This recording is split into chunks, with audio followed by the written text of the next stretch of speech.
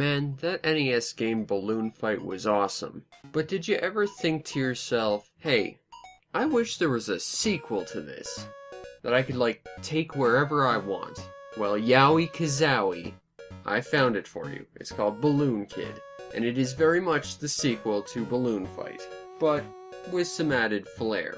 The story follows Alice, the titular Balloon Kid, as she catches her baby brother stealing all of her chocolate. In order to punish this heinous crime, she makes him pretend to be the house from Up, hoping all the balloons will burst, leaving him stranded in a forest, where filthy chocolate-stealing urchins belong. Except she failed to relieve her chocolate from him, and now she's on a quest to retrieve it.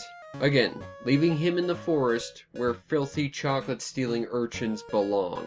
Now this game, at its core, is basically an expansion of Balloon Trip mode from Balloon Fight. You're constantly scrolling to the left, avoiding various obstacles and monsters, and basically just trying to survive to the end. However, there's a little bit more to simply getting as far as you can in score attacking, because there is level progression, which is kind of a neat addition, as well as a few extra mechanics, such as picking up balloons, which adds to your balloon stock, which is actually very important, as well as the ability to let go of your balloons and start platforming about. Now, this latter thing is absolutely necessary for boss fights, which, yes, there are boss fights, as well as exploring little hidden nooks and crannies, finding bonus levels, as well as collecting more balloons. Now, when you let go of your balloons, obviously, you're going to have to find a way to take off again. And if you press down on the D-pad and do it multiple times, you will inflate one balloon. Do it enough times, you'll inflate a second balloon, thus giving you, 2 health when you're flying around. But while this is a little thing, it's actually pretty crucial, because when it is utilized in the actual level progression, you tend to need to do this very, very quickly, which creates some pretty tense moments, which is really cool. And the final new mechanic I can think of is kind of a score attack thing that affects survival. If you collect 30 balloons in a row without missing one, suddenly all the balloon pickups turn into double balloon pickups, which not only increases your score, but again your overall balloon stock, which then of course increases your survivability. It's a little thing and it does feel a bit random when you first play, but it is kind of a neat little touch all the same. Now on the other side of the spectrum are the boss fights, which are pretty bland. Essentially you have to get rid of your balloons so you can build up terminal velocity and jump on things' heads without bouncing off. And well, that's the boss fights. They're not the most interesting ever, but this game is definitely trying to take what the original NES Balloon Fight did and expand on it.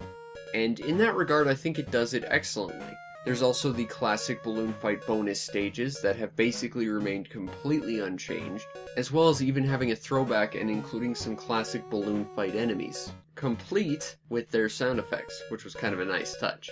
The level designs end up getting trickier and trickier as you go on, requiring quicker reaction time and a greater understanding of the mechanics, and the overall level progression, as well as challenge, does work fairly well.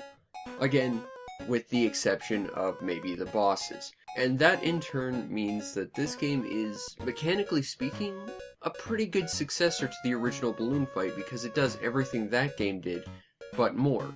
In fact, the only thing missing from the original Balloon Fight is the sort of classic Joust style mode. This game definitely focuses on the Balloon Trip mode, but with a greater emphasis on story and actual world building around it, which is cool.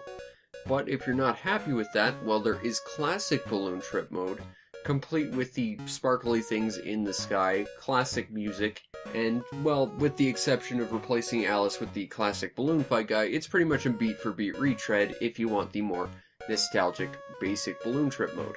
But, again, this is basically Balloon Fight, but expanded upon, with a few bits extra, and with the exception of Joust mode, nothing really missing, and nothing really out of place. It just works great from a gameplay perspective.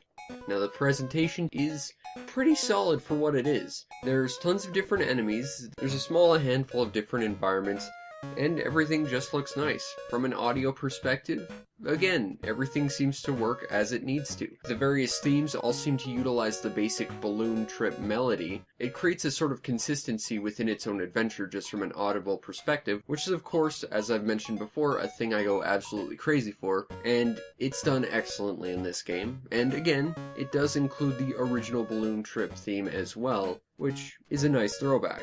Overall, presentation-wise, Balloon Kid is pretty solid. Now, if you want to get a copy of Balloon Kid, it shouldn't cost you very much. My copy cost me all of $1, and I picked it up like 6 months ago. Seriously, this game is dirt cheap, and it's pretty easy to get a hold of from what I've noticed. Now, if you don't like the classic monochrome Game Boy look, there's a Game Boy Color port of this, which was only available in Japan, known as Balloon Fight GB. And if you think that's confusing, even stranger is the original released version of Balloon Kid on the Game Boy was never released there, for some reason. And even weirder, there's a Famicom version of this game that's reskinned to feature Hello Kitty. Yeah, I have no idea either. I actually haven't been able to track down copies of either of them. They actually seem to be pretty tricky to find. Unfortunately, because I really want to try the Game Boy Color and Famicom versions of this.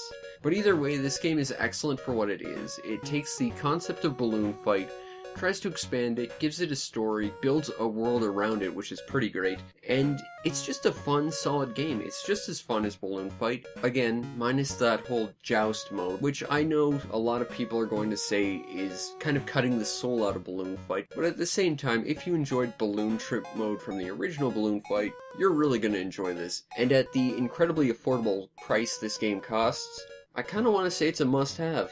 Because honestly, it's pretty great for what it is, especially at its low price.